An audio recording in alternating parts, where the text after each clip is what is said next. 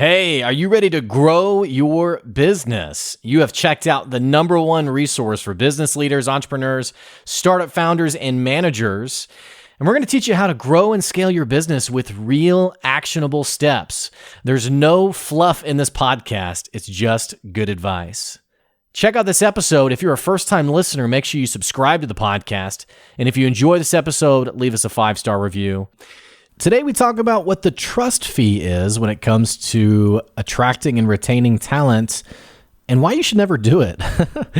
Stay tuned. We'll be talking about it on this episode. Here comes your good advice.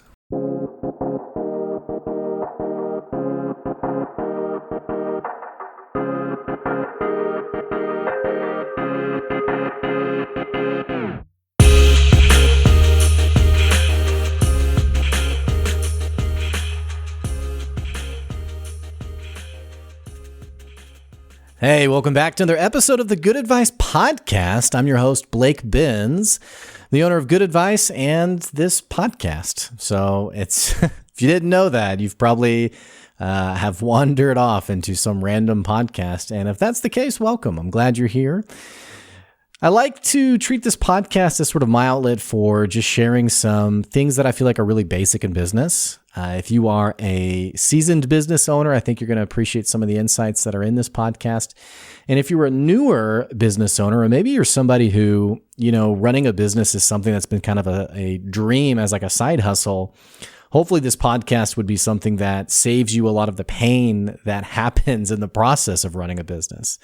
Many seasoned business owners will tell you that becoming an entrepreneur, that running your own business can be some of the most challenging, painful things that you can actually do. And that's not to discourage at all. It's just the nature of the game, I guess. So this is being recorded. It's currently Wednesday, about the middle of February in 2022. And we just published our 250th episode this last month, which just blows my mind. The podcast actually has had more listeners than ever before in the last couple of months, and it's something I'm really grateful for. I'm really humbled about it, and appreciate those of you who not just have been consistent listeners, but also some of you guys who you've checked out our Patreon and you've been a subscriber for the podcast. You're somebody who you support the podcast. That especially is something that I really appreciate. So today, I'm going to be short and sweet. I got a lot going on today, but I really wanted to get this video out because sometimes I come across things that I come across something and I think, surely this cannot be real. Like, surely this can't be true. And it always serves to be really great content for the podcast. It's great content for conversations I have with people. One example of this would be I saw an ad that popped up. And this is something that I talk about often on the podcast, but I saw an ad that popped up that basically said, here's how you can have a multi-million-dollar business without a website. This is a common practice, by the way, in the marketing world, where someone, in order to get your attention, they take something that is often traditionally accepted as necessary, that many of us don't always have like the personal expertise for. And they say, hey, guess what? You don't have to do that. That thing that seems like a lot of work, that maybe even feels a bit expensive, you don't have to worry about that. So we know that websites can be several $1,000s. They can be expensive to maintain. They can be a real pain in order for us to know, like, really, what do I put on it? How do I design it? And that's often things that I encourage people to offload onto a professional. And so this ad rolls up that says, hey, guess what? You can have a successful business and you don't need a website. Well, naturally, plenty of people are going to be pretty curious about this and pretty excited about this. Well, the irony about the ad is that when you click on the ad, it then takes you to that person's website where you can learn more, you can buy from them, what have you. And it's a bit ironic that this person who's saying, you don't need a website, but come to my website to find out more information. It's somewhat, I don't know if hypocritical is the right word, but it's disingenuous, right? And so this is very common in the business world. People say and do things to get your attention, right?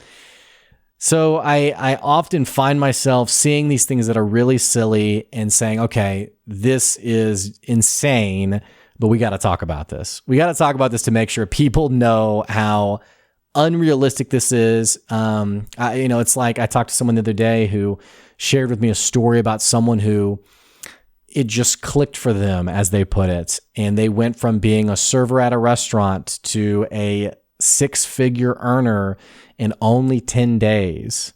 Like, I don't know what else to say other than this is BS. It's BS. Now, I hope that the stars align and someone just, punches their lottery ticket and it just clicks and works for them. And that story may be true for that person, but I'll tell you flat out, not in a pessimistic way or a cynical way, it's not going to happen. It's not going to happen again. Okay. And so I hear stories like this and I'm like, we got to talk about this because people, unfortunately, are naive enough to not just necessarily believe it, but to expend the mental energy of comparison of why did that happen to them? Why is it not happening to me? When really it's like, it's not that it's not happening to you. It's just that you're in, month eight of a business that typically is going to take 10 years to see success on. So, all that to say, I saw a social media post that got me, I rolled my eyes about it. We talk about management a lot on the podcast. How do you manage effectively? How do you lead people really well? And, it's really not that complicated. But one thing that I have been more and more open to talking about and being more deliberate about is this concept of paying your people what they're worth. You have to invest in your people. There's no longer an avenue to ask someone to work for you and pay them the bare minimum and then expect meaningful results from them. If you want talented, committed employees, this is a luxury that you have to be prepared to invest in. It has to be part of your internal strategy if you really want to see your business grow, change, and develop. So the other part of this conversation is I have a lot of conversations with the startup community and people in the startup world, and there's all sorts of dialogue around this.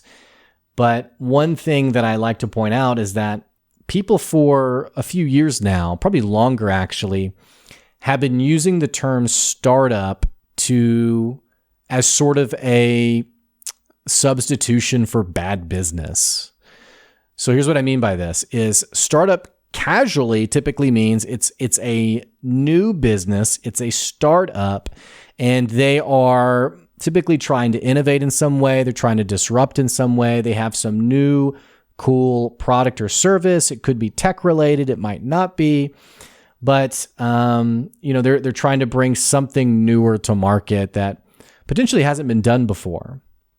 What I noticed in some of my conversations even a few years ago with people in the startup world were these things that really felt antithetical to what business was, what good business was.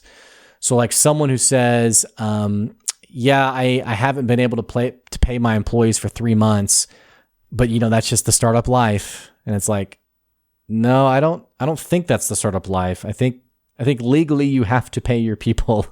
I don't know if you can go 3 months without paying them. Or I'd hear things like, our startup is valued at $1 million because my brother's uncle's dog had a former owner who did a business just like ours and they sold it for $50 million. And our business has been around for 1/50th of the time. So we're worth $1 million. So you hear like crazy stuff like this when typically, by the way, valuation of a business is usually based specifically on revenue, projected revenue that you've already done, and neatly packaging that in terms of your industry, what you're doing, some of your upcoming plans with your strategic plan, all sorts of things like that. All this to say, valuation is not, I feel like we have something really cool here. I feel like this is really valuable. That's not what valuation is. But that's what a lot of people do is, hey, Amazon does $1 billion, $100 billion, $1 trillion, whatever. So naturally, we're in an industry where we must be valued X amount. I'm getting to the point here of what I'm talking about today. My whole point is that there's very sloppy tactics that people take, and then they say, well, we're a startup. It would be, we wouldn't be hipster if we had like clearly defined processes or like a way to go about things and what have you. So the whole reason I'm getting to this is I read a post on social media from a guy named Mike, and he said, my startup is asking me for a, quote, trust fee. Now, I'm pretty immersed in the startup world. I'm not an expert on things startup related, but I've been in the startup community for a few years now. I've been having conversations with people for a few years now. So I'm not totally lost on the basic terminology and concepts, but I'd never heard of a trust fee before. And I thought that's really interesting. So the post reads, the very recently started company, currently valued at about $300,000, which is interesting because it's a brand new business. So how could you be valued at $300K? Which $300K valuation is also fairly low. My very recently started company, currently valued at $300K, is asking for a trust fee from me of about $5,000 in order for me to work for them. Is this common? They won't be paying me any salary for my time and effort, but they would be bringing me in at 3% of the company. So 3% on $300,000 valuation, which is 1% is 3K is $9,000. So, which by the way, in case you're totally unfamiliar with this kind of stuff, 3% of 300K is $9,000 of the current valuation. It's not cash in your pocket. The company doesn't actually have 300K. Right now, this is a mythical number until the business actually begins selling and doing, actually making money. If they do $300,000, then that's a lot more of a realistic figure than just saying, yeah, we think we're worth about this much. So the 9,000 isn't money in his pocket. It's actually nothing right now because they haven't sold anything. But let's understand what's happening here. This business is saying, we're not going to pay you, but we will give you equity. And on top of that, we're asking you to pay us a trust fee of $5,000. Now, this could be, again, I've never heard of any kind of this terminology before. It could be that maybe they feel like they have some intellectual property that they don't want to be, just open to anyone. But regardless of the situation, you have to understand how absolutely insane this is. I mean, what a joke that you would hire an employee and ask them to pay you $5,000 for you to come work for them. Some of the most lucrative jobs in the tech world, for example, working, I don't know if Google is still incredibly lucrative, but I'm assuming 5-6 years ago, it was really great on your resume. It's somewhat coming up right now with Elon Musk's SpaceX company. Putting that on your resume is fairly impressive, despite what I might think about, working conditions there. And so even in these businesses, they aren't forcing you to pay a trust fee. They are paying you because jobs pay their employees. It's just a basic concept. Frankly, this might even be illegal. I have no idea, by the way. But I read this and I just thought, there is really nothing that surprises me that much anymore. Because of people out there who, frankly, they just want the biggest return for the smallest investment. And that strategy does not work for your employees. It doesn't work to have that kind of minimum effort, but hoping for the largest outcome. It doesn't work. I've talked about management at length, and one of the most common things that I've mentioned is you have to treat your employees just like you would a marketing campaign or a sales campaign or rolling out a new product. All of these things you would do with incredible deliberateness. You would be intentional. You would have conversations and planning and designing around How do we do this the right way? We want to make a difference in our industry. So how do we do this in the most compelling fashion? Nowadays, you have to take that same zest for whatever those things are and apply it to management as well. Your management game has to be on point in terms of that same appreciation for focus and competitiveness and desiring the right talent. And especially in today's world of the Great Resignation, if you don't do that, you're going to get what's left over. And the person who is applying for jobs during the Great Resignation and is currently unhireable, and I don't want to give someone a life crisis if they're listening to this episode and they're thinking, I can't get hired. There's plenty of reasons why someone might not be able to get hired. But speaking generally, great talent is getting picked up. They're getting picked up for the right job. And you don't want to be someone who you're incapable of accessing that talent pool simply because you deeply misunderstand business. Don't charge your employees trust fees. You should be paying them well and building their trust with you. It's the bottom line. Hey, if you enjoyed this episode, don't forget we're on our Patreon. It's at patreon.com/goodadvice. Continue to stay tuned to the podcast. We got great guests coming through the year of 2022, through the rest of the month of February and March upcoming.